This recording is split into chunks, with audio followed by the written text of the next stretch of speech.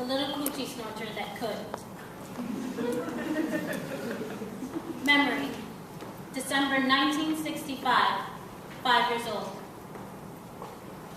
My mama tells me in a scary, loud, life-threatening voice to stop scratching my Coochi Snorcher. I become terrified that I've scratched it off down there. I do not touch myself again, even in the bath. I'm afraid of the water getting in and filling me up so I explode. I put Band-Aids over my Coochie to cover the hole, but they fall off in the water. I imagine a stopper, a bathtub plug, up there to prevent things from entering me. I sleep with 3 pairs of happy, heart-patterned cotton underpants underneath my snap pajamas. I still want to touch myself sometimes, but I don't. Memory, 7 years old. Edgar Montaigne, who's 10, gets angry at me and punches me with all his might between my legs. It feels like he breaks my entire self. I limp home. I can't pee. My mama asks me what's wrong with my Coochi Snorcher, and when I tell her what Edgar did to me, she yells at me and says, "Never let anyone touch me down there again." I try to explain that he didn't touch it, Mama. He punched it. Memory, 9 years old. I play on the bed, bouncing and falling, and impale my Coochi Snorcher on the bedpost. I make high-pitched, screaming noises that come straight from my Coochi Snorcher's mouth. I get taken to the hospital, and they sew it up down there from where it's been torn apart. Memory, 10 years old. I'm at my father's house, and he's having a party. Everyone's drinking. I'm playing alone in the basement, and I'm trying on my new cotton wet bra and panties that my father's girlfriend gave me. Suddenly, my father's best friend, this big man Alfred, comes up from behind and pulls my new underpants down and sticks his big, hard penis into my Coochi Snorcher. I scream. I kick. I try to fight him off, but he already gets it in.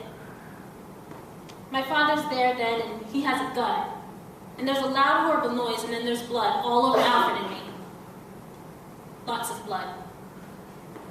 I'm sure my Coochi Snorcher is finally falling out. Alfred is paralyzed for life, and my mama doesn't let me see my father for 7 years. Memory, 13 years old. My Coochi Snorcher is a very bad place. A place of pain, nastiness, punching, invasion, and blood. It's a site for mishaps. It's a bad luck zone. I imagine a freeway between my legs, and I am traveling, going far away from here. Memory, 16 years old. There's this gorgeous 24-year-old woman in our neighborhood, and I stare at her all the time.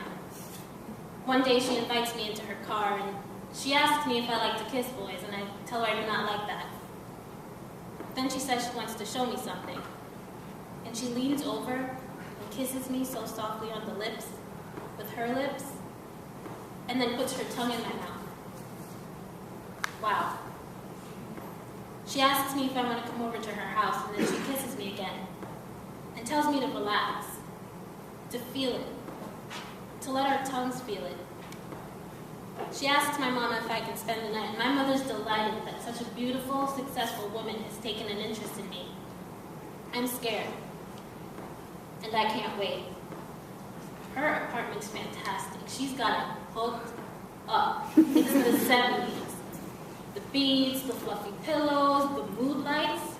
I decide right there that I want to be a secretary like her when I grow up. She makes a vodka for herself and then asks what I want to drink. I say the same as she's drinking, and she says she doesn't think my mom would like me drinking vodka. I say she probably wouldn't like me kissing girls either, and the pretty lady makes me a drink.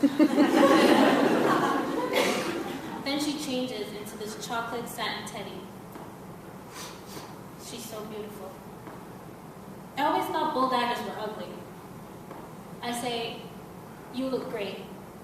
And she says, "So do you."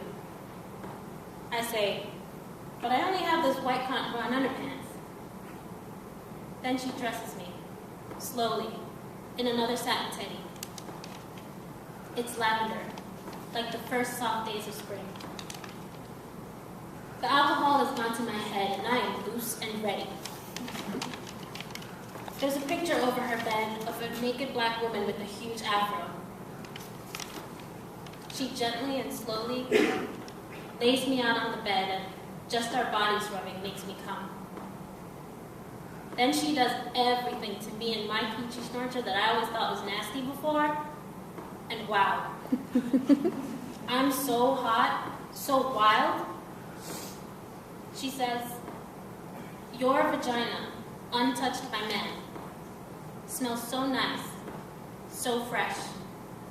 Wish I could keep it that way forever." I get crazy wild, and then the phone rings, and of course, it's my mama. I'm sure she knows. She catches me at everything. I'm breathing so heavy, and I try to act normal when I get on the phone, and she asks me, "What's wrong with you? Have you been running?" I say, "No, Ma, exercising." Then she tells the beautiful secretary to make sure I'm not around boys, and the lady tells her, "Trust me, there's no boys around here." Afterwards, the gorgeous lady teaches me everything about my Coochi Snorcher. She makes me play with myself in front of her, and she teaches me all the different ways to give myself pleasure.